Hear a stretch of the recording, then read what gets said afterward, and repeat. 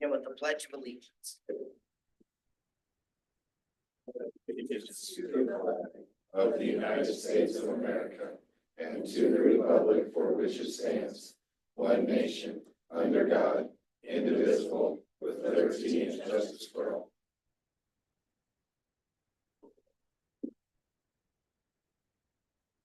Take a moment for silent reflection.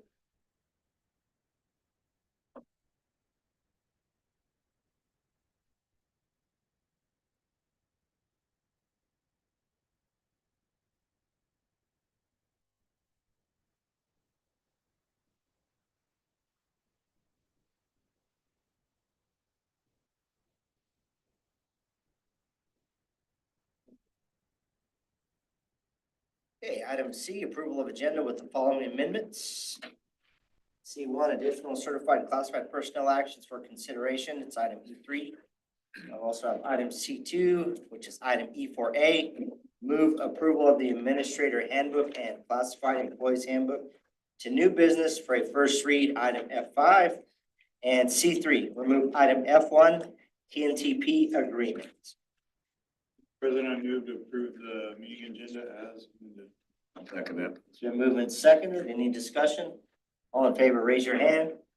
Opposed, same. Motion carries. Okay, item D, delegation or public comments. None, so we'll move on to item E, which is the consent agenda. Mr. President, I move to approve all consent agenda items as amended. I'll second. Moved and seconded. Is there any discussion? All in favor, raise your hand. Opposed, same. Motion carries.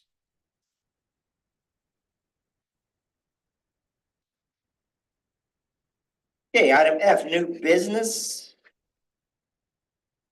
The Board of Education is asked to consider and approve the procurement plan, meal charge policy, and meal price changes for the 25-26 school year as presented. Tracy Johnson, Director of Nutrition Services. My iPad switched pages on me, so No problem. Do you have any questions? So each year, we have to ask the board to approve the meal prices. So it has to be in the minutes and before July 1st. We do not have the reimbursement rates, but we are well under reimbursement with what we are charging. And we are only allowed to raise it 10 cents every year. So basically, there's a tool, called the Paid Lunch Equity Tool that I have to use every year. But I know we're still around probably 30 to 40 cents below what our goal is, which we'll never reach our goal because they only let you raise it 10 cents. We did have to raise the adult prices because the adult prices do have to be above reimbursement. And it's kind of a guessing game. So we raise it 15 to 20 cents every year to make it for that. The charge policy, it has not changed. I just altered it to reflect the new prices.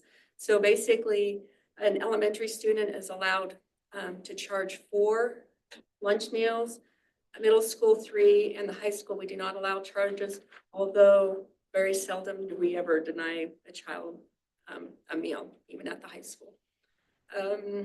Anything else on there? We are still, hopefully, this year we are going to still feed the reduced. Everybody gets free breakfast, so that's around $75,000, but we can absorb that cost. And the other thing that we do, all the reduced kiddos do not get charged for. So the only students that are getting charged are the paid students for lunch. The procurement document that you have in front of you, we have to get that approved every year from the board, and the president has to sign off on it. It basically states our procurement practices and that we're following them. I had a procurement review, or our department had a procurement review this year, and it went really well, but there is a few things that we have to change. We have to put everything out on bids, publicize our bids. The other thing that we're going to have to do next year, starting next year, is document anything that comes in to our department that we purchase from our department that is not a product in the United States. And that's gonna be a lot, because a lot of our produce, I mean, we don't grow avocados in Kansas, but, or California very much, I mean, they all come from Mexico. Pineapple comes from the Philippines. Bananas usually come from out of the country. But we'll have to document all of those items, and then it has to be a certain percentage below. I think this year it can only be like 20%, which is not going to be a big deal. But their goal is 10%. That could be a big deal because we spend a lot of money on produce. And for example, frozen broccoli usually comes from Mexico. Any questions on any of that? Tracy, who does the review that you talked about? KSDE, the Child Nutrition Department. Thank you. Hey, Tracy, I got a couple quick questions for you. Want to make sure, is it a requirement that we raise it 10 cents or is it just something we have to do to help cover the cost? It is not, it's strongly advised from the KSDE and USDA since we are so below the threshold. Okay. But no, it's not required, but strongly advised.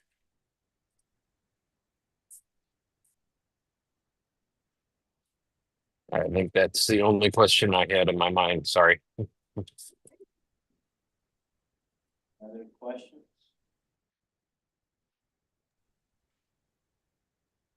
I believe she's looking for a motion if somebody wants to make one or not. I'll make a motion that we approve the procurement plan, meal charge policy, and meal price changes for the 2025-2026 school year as presented. I'll second it. Been moved and seconded. Is there any further discussion? All in favor, raise your hand. Opposed, same. Motion carries. The next one's Oh. mine too. I didn't see what he did. The ne- Nathan? Oh, yeah, I think he's frozen. I'm sorry. What's You a vote, yay or nay? yea or nay? Mine was yes. Yay. Okay, move on to item F2. Tracy, you're up again. All right, this is a new program agreement. In years past, we haven't had to get it signed every year, but I did for precautionary measures. But this year it does have to be signed. There's significant changes as far as the wording, this discrimination statement, the links to the discrimination statement, the procurement changes, sodium levels. There's just some minor, and there's some other minor verbiage in the program agreement. They just basically, like all other program agreements, change some wording around and but it's basically the same. We have to follow this program. This is basically our set of bylaws that we have to follow for our department. And I ask that you approve and then the president sign the program agreement. And this also comes from KSDE. That comes, well, actually, yeah, USDA, KSDE. All of our regulations come from the USDA, and then KSDE interprets it and then make sure we follow it. Okay. Any questions? I don't think so. You see approval on that one tonight too. We need to vote on that one too. I move to approve the 2026 Child Nutrition Program Agreement.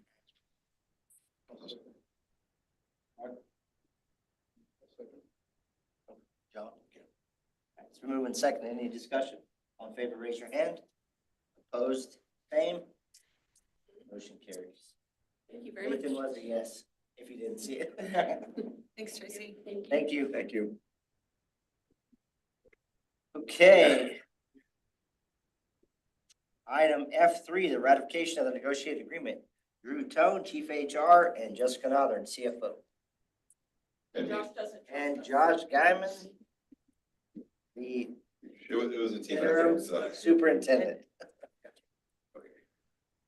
So, we're just gonna go over the proposed changes. The teachers are still voting.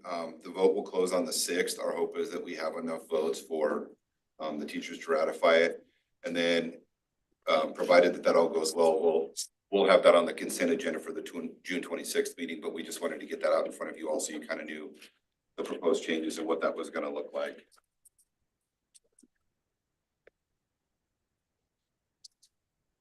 But you can trust us. There we go. So this year, on the board side for negotiations, I was the head negotiator and Jessica Nother, and then Drew was our alternate this year. And then Randy and Jackie were the two board members that served on negotiations. I think this is year number 3 for both of you, is that correct? So, and then Levi Burnfin was the lead negotiator for GCEA, and Amy Brandt, Tracy Meinzer, and Amber Vigil were the negotiators, and Linda was their alternate for negotiations. I'll let you talk about salary, Jess. Okay, so You can make it big and get Nathan off there. I mean, we are going to, that way they can see. Okay, so we are proposing to increase the base $1,500, so I'd take it up to 48.5. Yeah, it was at 47. We also, GCA's proposal that we agreed to also increases the column movements at the bachelor's 45 to master's, and then the doctorate column. So as soon as you get a degree, that jump is a little bit more than if you're just going master's 15 to master's 30. Also, the fringe benefit will remain at the $900 that it has been for 2024. And then the illness and disability bank donated days helped keep the health funding in standing. So if you remember, on the any days left over in the sick bank, we're going to turn into a monetary value based on the average teacher's daily rate and transfer that into the health reserve fund so that it benefits most, if not all, employees. That is a copy of the new salary schedule. And this also just, Levi put out how, what each step is. So as you can see, anywhere from I think it's 2,100, and then it goes up from there. Supplemental salary schedule, obviously is tied to the base, but we did, so everybody that has a supplemental, regardless what step they're on, will see an increase because it's tied to the base.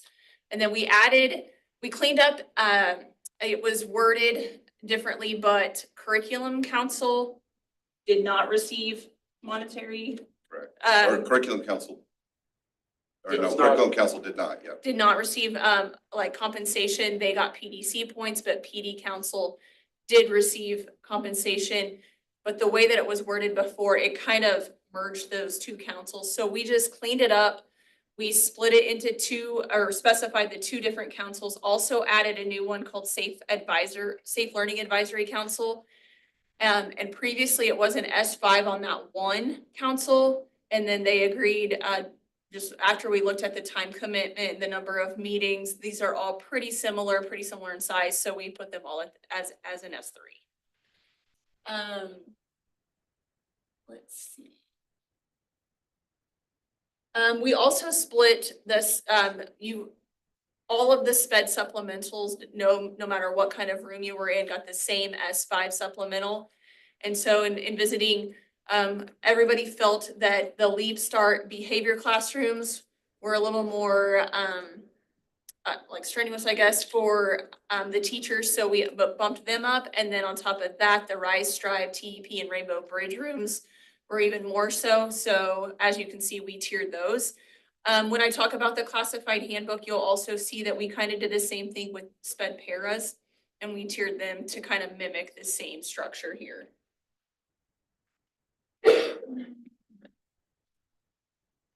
We also increased the elementary robotics supplemental. It was an S1. Now it's going to be an S2, and then made revisions to how the cheer coaches and their assistant coaches were paid and titled as well. And removed boys, and actually we removed the title boys and girls wrestling and just put like wrestling head coach, because we had it listed boys head coach, girls head coach, and everybody, they're always the same. So we just eliminated boys and girls and just put it gender neutral. Then on long-term sub experience, Currently, after somebody's been in a long-term sub position, if they weren't licensed, they start at step 0. And with this change, we would give up to 4 years credit for any long-term sub experience in district in an open position. So they had to be in an open position for the entire district, doing the lesson plans, doing the parent-teacher conferences, all that, and then we'll go back and we will do it retroactively. Those substitutes just have to notify Drew's department and we'll get those years added, so they could start at step 4. Step 3, yeah, because it was, first step is step 0. Yeah, and so we give 4 them 4 years. years, so they'll start on step 4. Step 3. No, we give them 4 years, so we give them Oh, yeah, 0, yeah. 1, 2, 3. So they'll start at step. Yeah, they'll start at step 4.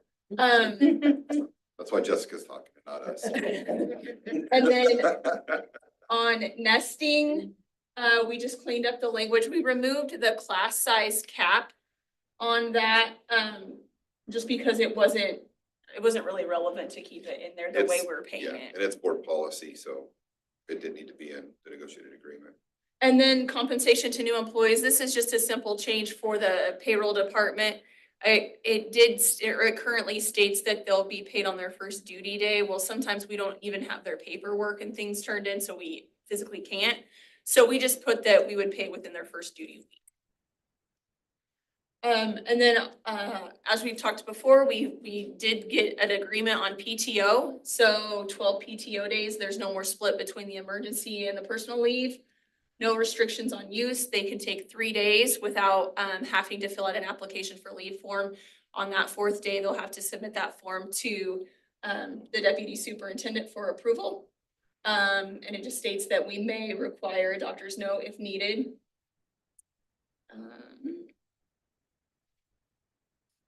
Okay, so the buy down, in order to financially afford the plan and to convert everybody, we're gonna do a max of 15 days per year that we're gonna buy down in excess of 60. So at the end of next year, anybody with more than 60, currently we have to send out paper forms and they tell us how many days they wanna sell, if they wanna sell them or roll them.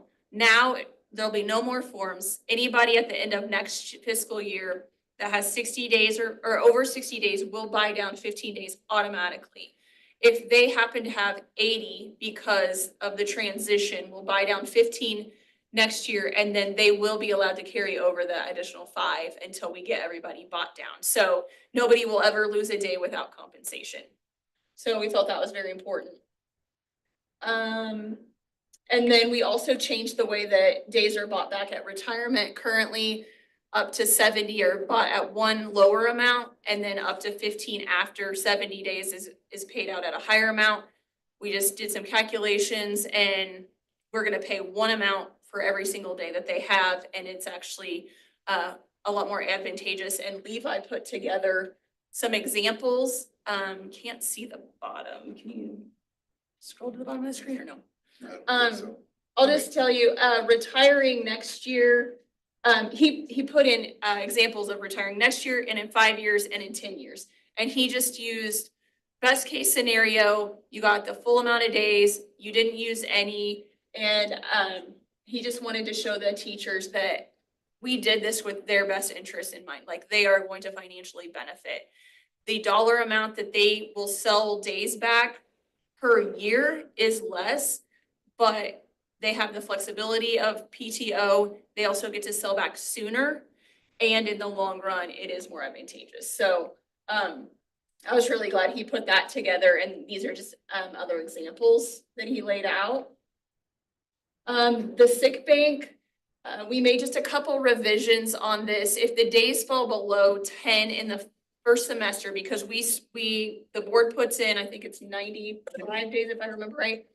And then certified staff can buy in by putting a day in. So then we take the total number of days, split it between the semesters evenly. So if that first semester falls below 10 because we've had a lot of usage, then basically we can rob from the second semester days. But if the second semester falls below 10, they'll do what they call a call for days. And they'll ask all certified staff tied to the negotiated agreement if they would like to donate another day. Or is it a half day? Did we do a half a day or an additional day?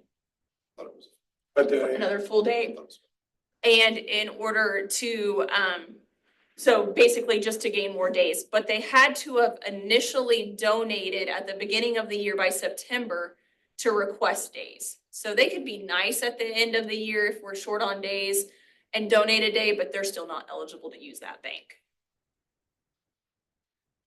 We did absolutely no changes on contract hours or days, in-service work days, all of that remains consistent. The adoption of the calendar, they would like for there to be 3 choices and then kind of tiered, so, or like ranked voting. So, after the vote, if there's, in his example, choice A, B, and C, if C fails, then whoever voted for C, then their second choice becomes their first choice now to get A or B. Question, Andy? What is that? Oh, I had asked, Like, what- they what is had to that? explain it to me. What is the purpose of that? So basically, those 13 people that voted C, they still get input on the 2 calendars that are actually being proposed. So the conversation was based around, the difference in the calendars is not ever very dramatic anymore, because there's only so many ways to get 181.5 days on a calendar when you have the majority of people want 2 weeks for or Christmas vacation and a week for Thanksgiving break. So they don't think that there's enough flexibility in the calendar. So their hope is to have some more flexibility in the calendar that gets brought forward. So I gotta figure out how to do ranked choice voting. But there'll only be one vote. There's only gonna be one calendar. You vote. get A, B, C, and then Yeah, and then It'll it'll be be, ranked choice, Until like, their second choice. it'll just, first choice, second choice, third choice. Yeah. yes, and whichever one gets to 50% first is the one that gets brought forward. And it should only take 1 vote. That's how they elect a senator in Nebraska. House. House or so. House. There's a couple states that Yeah. do ranked choice voting. We'll see how it goes. Hopefully SurveyMonkey or somebody will be able to figure that out for us. They wanted teachers to have a little bit of a say on their schedule. So we came up with the verbiage that they can submit written requests to their administrator by the 15th, but ultimately the building administrator has final say. So they may come to the principal and say, hey, I'm a good math teacher and I prefer to teach it in the morning. The administrator can take that into consideration when building the schedules, but ultimately the administrator can say when they teach math. And most of our principals already do this. It's nothing. Yeah, that. Then we removed 4 hours of mandatory meeting time outside of the contract day. So currently, anything outside of the contract day, they would put on a timesheet, and once it surpassed 4 hours, then we paid them an hourly rate. Honestly, it was all over the place. Some buildings did it, some buildings didn't. Some people were putting things on that weren't that shouldn't have been on there, like IEP meetings when they're getting a supplemental for IEPs. So we just did away with it. So their contract time is their contract time. Anything outside of the contract time, they can turn in for compensation to their administrator. Staff meetings are no longer required on Wednesday, so that gives us also the flexibility to schedule board faculty meetings on any day of the week. We cleaned up the language on emergency closings. It was very vague on when the teachers needed to report to on a snow day, that when we called a delayed start, it said as close to the normal start time as reasonably possible or something along those lines. And so we just specified that they were to report 30 minutes prior to the new start time. And we did the same thing in the classified handbook as well to clean that up. We also did specify that an admin may require their certified employee in charge in their building to stay and help as well. Come in early. Yeah, to come early. Parent teacher conferences, no big changes there. The dress code, we did revise this quite a bit in cleaning it up, but as far as what's actually in it, we allowed jeans, and it said no athletic shoes, which people were wearing athletic shoes, but we just put in there no rips or tears. Clothing must be good repair. And we also, we left alone the order of like the write-up. Disciplinary Yeah. action for not following dress code, it's stayed the same. Grievance, that's you guys. You wanna? Go ahead. So on the grievance process, the big thing that we changed currently in the grievance process, when a grievance gets all the way to a grievance hearing, currently in the process, the district, we appoint 3 individuals for the panel. The union appoints 3 people for the panel, and then we alternate picking the 4th person. So like this year, we had a grievance that went to a hearing. We were first when we drew cards. We were the first ones to pick the at-large person. At the next hearing this year, they will be the first. If we were to continue, we would just alternate back and forth, picking that 4th person. It was never what we wanted to begin with last year. We asked for what we got this year. We are going to come together, the union and the district are going to come together and pick 3 people that we can both agree on to be that impartial 4th person, or that impartial person to serve on that committee, so that when they bring something, if it's our person, they feel like anytime it's our person that we have the 4th person, it's not gonna be effective for them. We think when they have the 4th person, they're always gonna rule in their favor. This just brings a balance to, it's somebody we both agree on, we both think is gonna be impartial to the process, so that we can get a true fair hearing for that grievance that is being heard. So it's fair for them, it's fair for us, and it eliminates any perceived bias that there may be with the hearing process. You want to take that one too, Drew? Reassignments, yeah, so reassignments, we have the ability to reassign and transfer any employee that we want to, anytime that we want to. There are employees, if we feel like this math teacher that is currently teaching at school A would fit better at school B, or there's an opening at school C that we really need filled and they don't need that math teacher over there, we can transfer teachers whenever we want, however we want, any employee for that matter. And what we've been doing, it's kind of been practice in the past.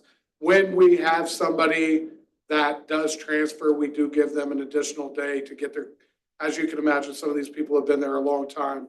They've got a whole bunch of stuff in their classroom. So just giving them time and writing it into the contract that we are going to give them an extra work day to get moved and adjusted into that new classroom.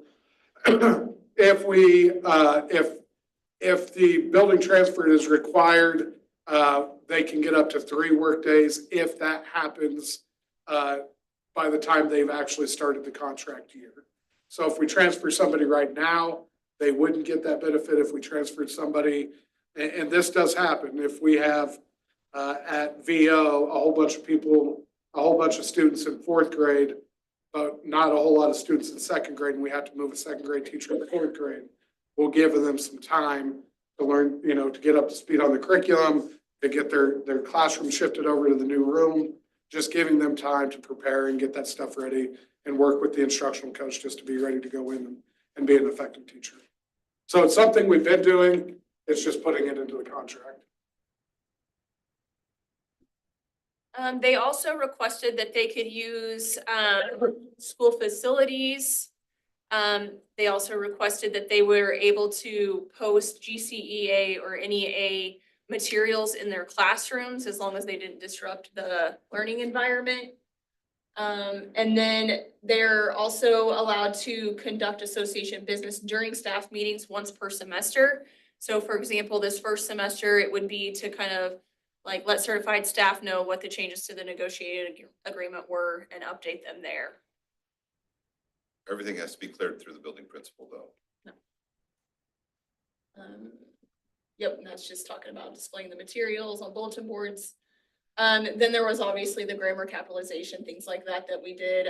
We replaced and we updated the Form 57, no changes, just updated the form a little bit, and then removed that 4-hour timesheet from the appendix as well.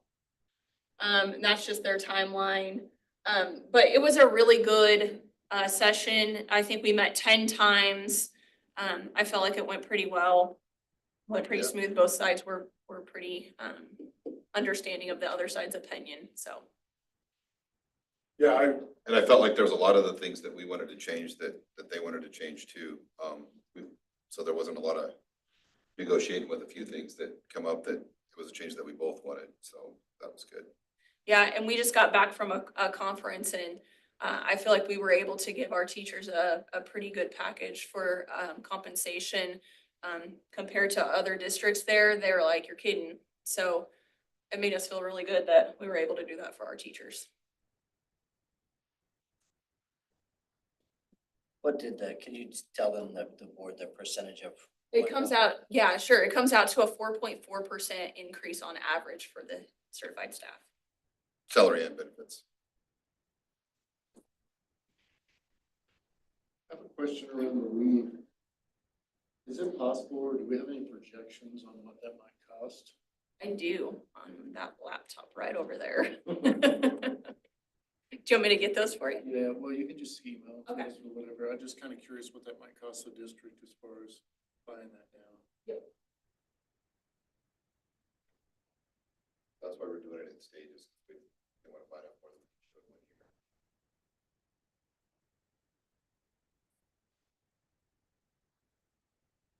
Any other questions? we are gonna need, from my understanding, 2 new board members to be on the negotiating team next year if Randy holds true to what he's telling me. So I see a couple of you that might be interested in doing it down here on this end. Maybe you, I'm driving in the car. It really, I mean, this year I've heard horror stories of other districts and past years for us.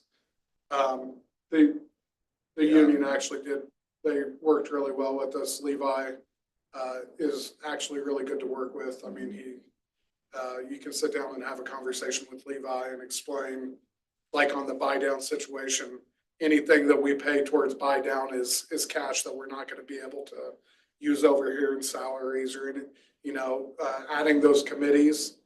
It does take cash to add committees because those are all supplementals. That's something they wanted, that's fine, but that's coming out of that pot that we have available to pay you guys. So those things, the other things outside of compensation, that seemed to be a little bit more where the conversation was this year. But most things that we wanted, most things that they wanted, we could come to a middle ground and find some understanding. There's some things that they always ask for that we always say no to, and there's things that we ask for that they're always going to say no to, and that's kind of part of the deal. But it's nice to work with them, and they understand that we're going to say no, and we understand they're going to say no, and we can still have that conversation and move on and be cordial about it and do those things. We don't want to be 10 times for 4 hours. That's the way it works. And then Jackie brings dessert on the last day, so we'll take that. Yeah, I agree. Like I said, this is my 3rd year doing it. This was by far the best process. I mean, as far as Is this your working hard together. sell or what? No, yeah. So you made it easy for the rest of us? It was. I mean, it's never been bad. Don't get me wrong. It's never been like bad, but this year I felt like was the best. I mean, they were long meetings because there's a lot of information that's discussed, but it wasn't torture by no means. And people always seem to bring snacks, so. Okay. Snacks are tempting. Okay, thank you, guys. It'll be on the consent agenda, and Assuming it passes. assuming it passes, yeah. I don't know for sure.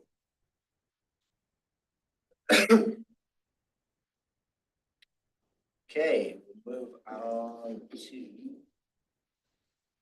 item F4, Jessica Nothern, CFO. It's first read of the 25-26 Administrator Handbook and Classified Employee Handbook.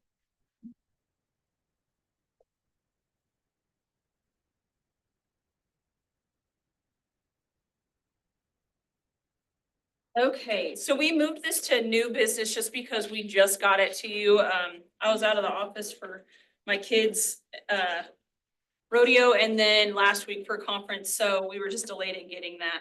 But the classified handbooks, The main changes are PTO and just mimicking that. And fast and got Jonas figures. So last year to buy out all employees, it cost the district 67,000, or not to buy them out, I'm sorry. The sell back of days that they chose after 70 days, the sell down was 67,000. It's projected to be 79,000 this year, which is still on last year's day, so not the new way. The new way, the first year, the annual buy down with payroll taxes is projected to be, let's see. The initial buy down is going to be a little more expensive. It's going to be around the $200,000 mark, and that's with payroll taxes. Then after that, the max payout should drop down dramatically to probably like right around 100,000. So more than we're doing now, but that's due to the buying down sooner. So those are some rough figures on that. Admin handbook changes, like I said, the PTO leave revisions, and everybody's going to be the same. Everybody can be this is going to max out at 60 days, whether you're a para or the CFO. So everybody's at the 60 days to keep that consistent. We again are also trying to limit our liability on vacation carryover, which also plays into why I feel like this is financially feasible. If you remember last year, full-time people could carry over 40 vacation days. And then a lot of them were getting 30. So people were starting the year with 70 vacation days. So we've slowly brought that down. In this year's fiscal year 26 handbook, it will go down to 25, and that will probably most likely be where we stay. So the vacation carryover days, and updated the payout amount on that. We also put in a little more specific information on resignations and retirements, the dates that they have to do that before liquidated damages, and the retirement notification in order to receive the retirement compensation. We also updated some of the administrative leave bank to mimic negotiations, and then updated some administrative travel. And then in the handbook before, it said that administrators got 1% per year of experience. We would just remove that because we're tiering that little by little. So not everybody's 1%. I think after 10 years, it's like 1.2. So we're just going to tier that in to make that the administration salary schedule a little more rewarding for longevity, little by little. And then in the classified handbook, proposed a 10% or a 10 cent per hour increase for all job grades. And then we added in the para 3, which is what I was referring to before. We now have a para 1, 2, and 3. Most of our para 1s are in the gen ed classroom or the migrant, and then it'll be those basic SPED classrooms. And then tier 2 is going to mimic the LEAP rooms, yeah, and those, and then the Rainbow Bridge, those TEP, those upper level, that's who's going to be on the para 3. And I think there's 39 positions that will jump from a para 2 to a para 3. We also added in the teacher apprentice and cybersecurity manager positions that you guys have approved and cleaned that up.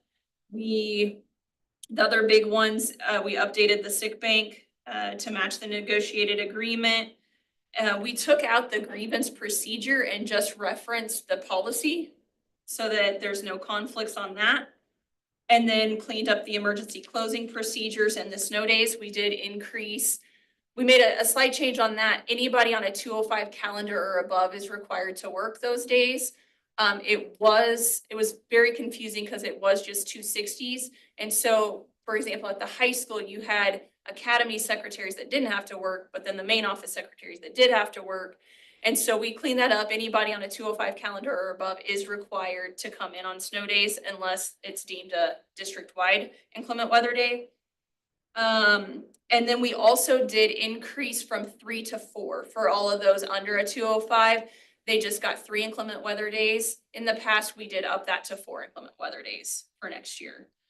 And then again, we updated the dress code for classified staff and cleaned up the mileage to the rural attendance centers. So a lot of the same as what happened in negotiations, just to clean up the process or to clean up, procedures that are consistent with everybody. But we will bring these back to give you time to actually read. Holler at me if you have any questions or concerns on any of the changes, but we'll bring that back for action at the June 26th meeting. All these changes are effective July 1. So. Yes. Do you want to mention about positions at the ESC? Yes, so when we looked at positions that we've closed and some that are on hold, we went back and looked at our building because, we're asking school buildings to like play their part, do that. So we actually looked and we've closed 9 positions here at the ESC between clerical and an administrator position. So in fact, Josh just, we're trying a couple new things, like in my office, we eliminated accounts payable. We're gonna have 1 accounts payable instead of 2, and then the receptionist is moving into Josh's office, and we're gonna try to absorb that position as well. And we've asked technology and supplemental to help absorb that as well with different duties. So just trying to be fiscally responsible and not ask the buildings to do anything that we're not doing here as well. Any other questions? Like I said, I know you haven't had it very long, so feel free to reach out if you need clarifications or concerns. Thank you. Thank you. Okay, we'll move on to item G, the board open discussion. Robin? Well, first, we'd like to welcome Josh to his new position. Nice to be at the big kid table. Thank you guys for all you do. It might seem easy when you get up here and in 30 minutes tell us about all the stuff that you spent however many months and hours doing. And so just to thank you for that. Mark? Congratulations to Josh, new position.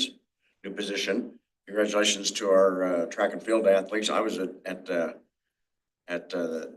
Cessna Stadium Saturday. I had a grandson competing in pole vault 1A, so got to see some Garden City people compete as well. And congratulations to all them and all the hard work they put in.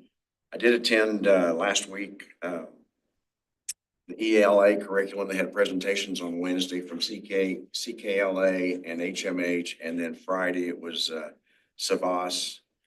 A lot of teachers, administrators, and Heather, of course, was there, and that's going to be an interesting process. It's going to take some time and effort. I did speak to some folks afterwards, teachers and community members, and it's going to be interesting how we go through all that. But school presentation tonight. All right. Yeah. I'd like to hear from the kids. That's all I got.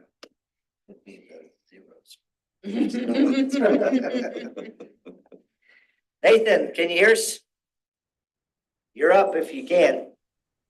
Yeah, I just appreciate the opportunity to listen in and participate, and appreciate the way that everything finished out. And I know the summer school is getting going, so I just want to say thanks to all those that are making that come together and happen. And just looking forward to a restful summer for everyone, and getting started back on the new year, going strong. So that's all I have for tonight.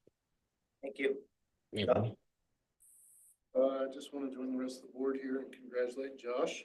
Appreciate him and looking forward to his leadership in the district here. I was too at Cessna, and I know we had softball playing this week and for state, and we had several athletes competing in track.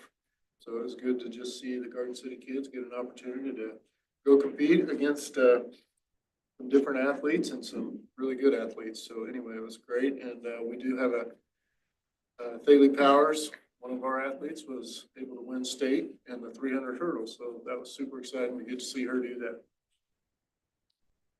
I don't have anything that nobody's already said. So congratulations, Josh. Very similar. Congratulations, Josh. Really looking forward to the leadership you're going to be bringing to our district. I also just want to say thank you to the negotiation teams. Thank you, Jackie, Randy, and our administrators. all the DCEA members. I think you said 10 meetings, 30 to 40 hours total, 40 hours total. So obviously a lot of work going into that, but a lot of people affected by the outcome of that. So just thank you for all the effort and time you guys put into that. Yeah, I too, Josh, congratulations, and thank you for stepping up and taking on this role. I appreciate you and appreciate your leadership. And too, like I said, being a part of the negotiations, it's fun. I do enjoy it. I like it. I kind of had in my mind these set goals that I wanted to obtain, where I wanted to get staff to as, starting pay. And I feel like we're getting there. We're really close to where we want to be to remain competitive and to be the best in the state. So it's good. And the GCA and them, they were great to work with. And I really felt like they had the best interest of everybody in mind. So I appreciate that. Josh, you're up. Well, I'm excited. Today is my first official day as superintendent, so it's been a good day. Been a busy day, still trying to get settled into my office. Came up Saturday and moved everything out, so now I just gotta get everything put away. Today was our first day of summer programs, and so summer school started today, and all reports I've got have been good, besides the beginning of the start of a new program and new places, glitches, but things seem to go really well. Things are kind of slowing down for most folks, but this is when we start to pick up and start planning and getting organized for next year. Jessica and Drew and Steve and I went to the USA conference last week. That was our first time to kind of all be together as a leadership team. And so felt like we got a lot out of that. There was a lot of really good sessions that we attended and some really good ideas that we have that we're excited to bring back to the district.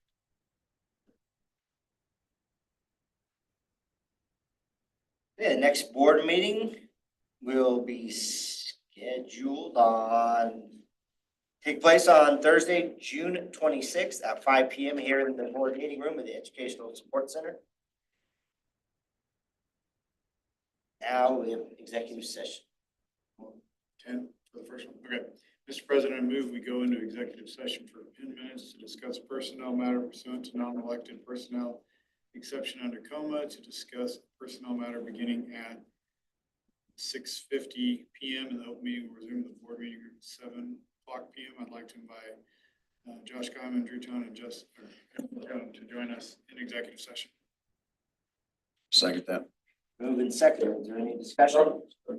All in favor, raise your hand. Oh, same, motion carries.